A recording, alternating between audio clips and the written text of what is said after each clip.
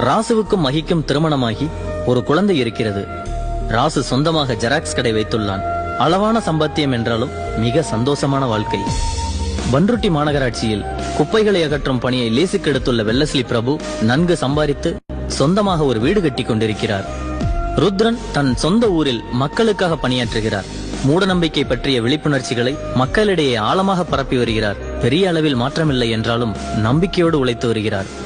ராணா சிங் புவனாவிய திருமணம் செய்து கொண்டு நெய்வேலி சுரங்கத்தில் பணிபுரிகிறான். இப்போது அவன் வேறொரு ஆளாக வாழ்கிறான். அங்கும் புவனா தொடங்கிய ஒரு சமோசா கடை நன்கு பிக்கப் ஆகி வருகிறது.